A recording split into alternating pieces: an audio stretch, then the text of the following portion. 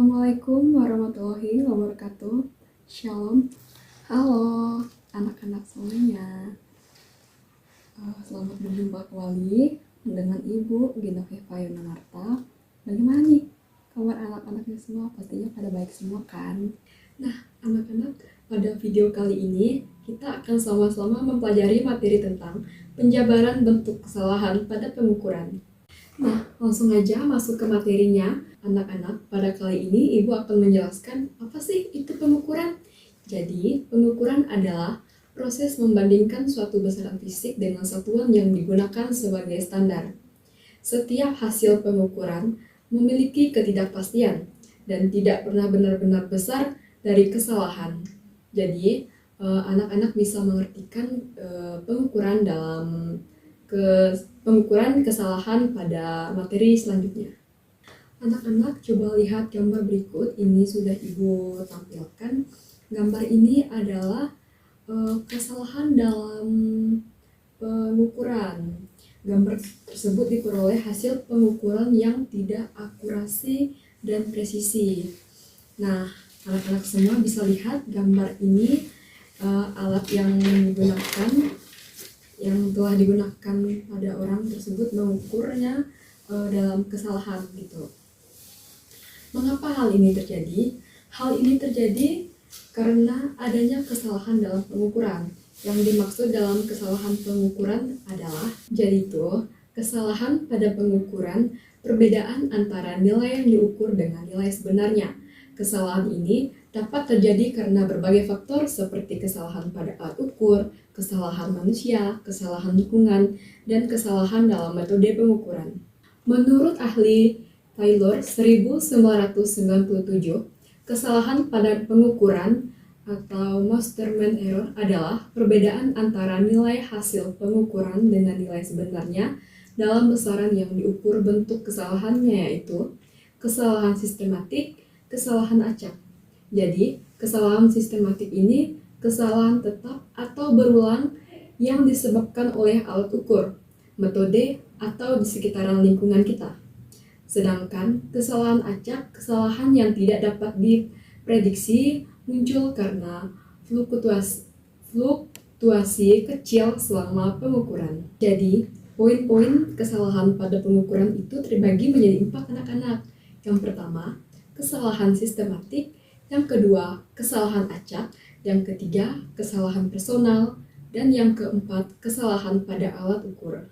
Nah, kita akan membahas kesalahan yang pertama, yaitu kesalahan sistematik. Kesalahan yang terjadi secara tetap dan berulang karena faktor tertentu yang konsisten, sehingga hasil pengukuran selalu melenceng ke satu arah, atau lebih besar atau lebih kecil dari nilai sebenarnya.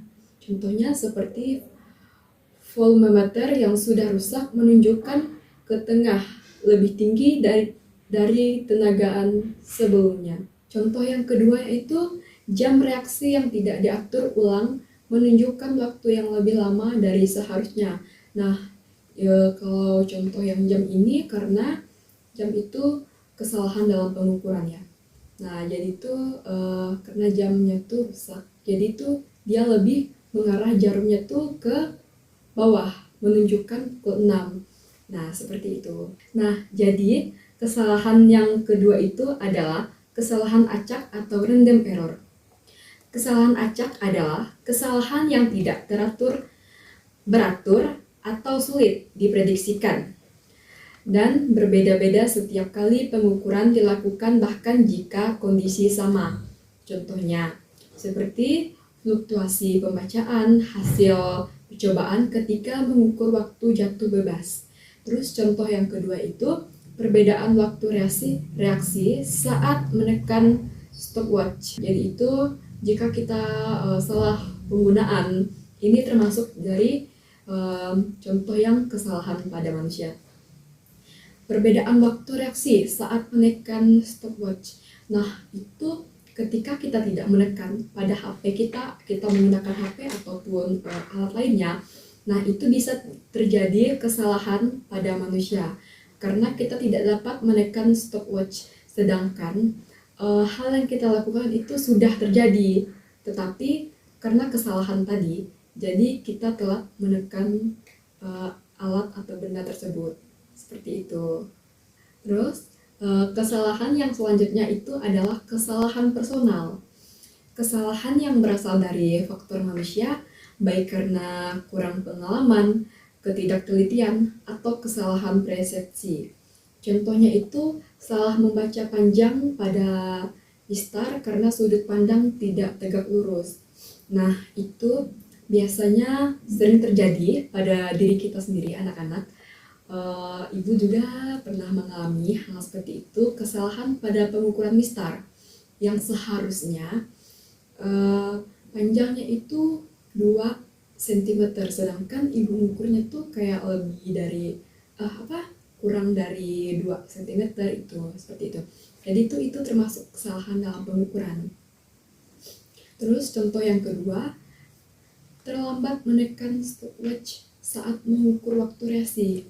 Nah, ini seperti yang telah Ibu jelaskan pada materi kesalahan acak tadi. Terlambat menekan stopwatch itu kan ada pada waktu ya, seperti yang di HP juga. Anak-anak semua bisa lihat itu ada stopwatch pada jam.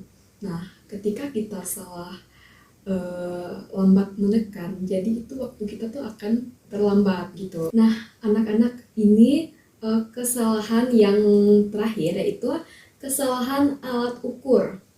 Kesalahan alat ukur adalah kesalahan yang berasal dari cacat atau keterbatasan alat ukur fisika yang digunakan. Contohnya seperti mistar yang sudah aus atau tidak lurus. Jadi contohnya itu seperti mistar, pasti anak-anak punya mistar semua kan.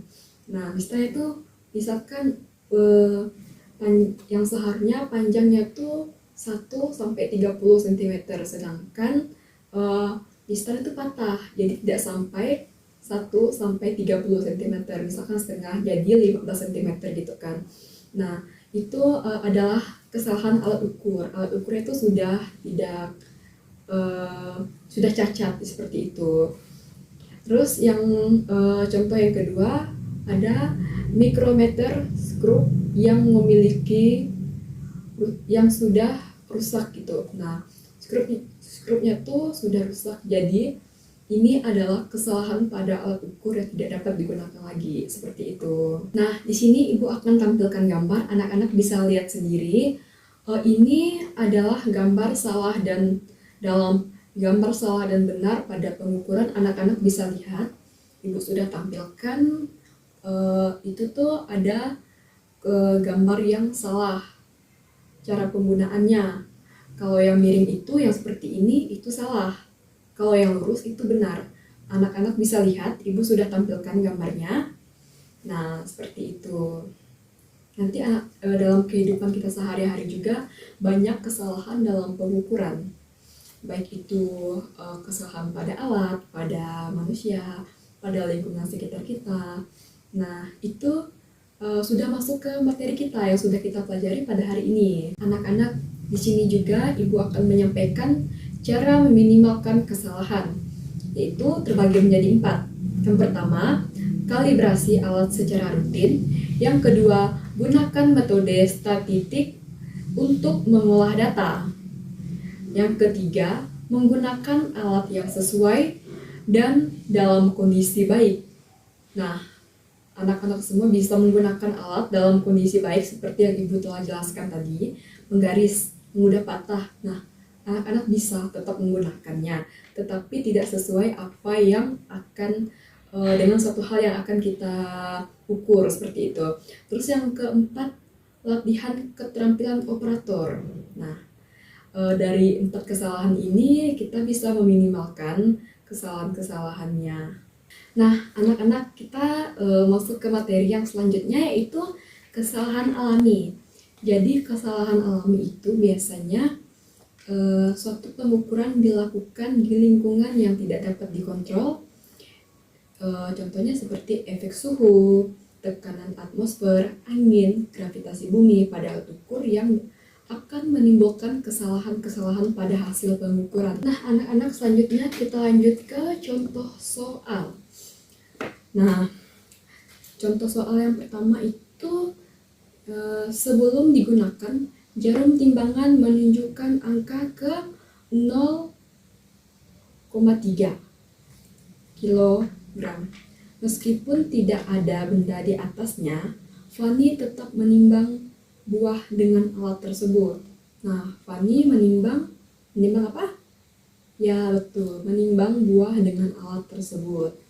Kesalahan yang terjadi adalah A. Kesalahan pengamatan, B. Kesalahan sistematis, C. Kesalahan prosedur, D. Kesalahan paralaks. Nah, ada yang bisa bantu Ibu jawab? Angkat tangannya. Oke, betul sekali. Jawabannya itu adalah C. Kesalahan sistematis. Kenapa kesalahan sistematis? Karena alat tidak dikalibrasi atau disetel ke 0 sebelum digunakan, artinya setiap hasil pengukuran akan selalu salah sebanyak 0,3 kg. Itu. Jadi jawabannya itu adalah kesalahan sistematis. Nah, anak-anak, ini soal yang terakhir Ibu berikan kepada kalian. Jadi soalnya itu ialah Sinta mengukur tanaman sebanyak 3 kali dan mendapatkan hasil 35 cm, 36 cm, dan 34 cm. Berapakah nilai rata-rata dari pengukuran tersebut? Ada yang bisa jawab? Silahkan. Oke, betul. Cara penyelesaiannya itu 35 ditambah 36 ditambah 34. Karena Sinta mengukur tanaman sebanyak berapa tadi tuh? Oke, betul, sebanyak 3 kali. Jadi 35 ditambah 36 ditambah 34 per 3. Jadi hasilnya berapa? Oke, jadi hasilnya 105. 105 per 3. Karena tadi dapat 3-nya ini karena dia mengukur tanaman itu sebanyak 3 kali. Jadi hasilnya berapa? Oke, betul sekali. Jadi hasilnya itu 35. Oke, jadi itu adalah contoh-contoh soal yang pada materi kita hari ini. Oh iya, tadi Ibu lupa. Coba anak-anak semua berikan contoh-contoh soal yang ada pada kehidupan kita sehari-hari. Contohnya dalam pengukuran MISTAR tadi, seperti yang sudah kita jelaskan. Nah, seperti itu ya anak-anak. Jangan lupa buat contoh soal yang ada kaitannya dalam kehidupan kita sehari-hari. Baik anak-anak, sekian materi kita pada hari ini. Kurang lebihnya Ibu mohon maaf karena Ibu juga baru pertama kali mengajar kalian, karena di sini kita sama-sama belajar ya anak-anak. Jadi sekian materi yang dapat Ibu sampaikan. Ibu ucapkan terima kasih. Selamat berjumpa kembali. Selamat pagi. Dadah.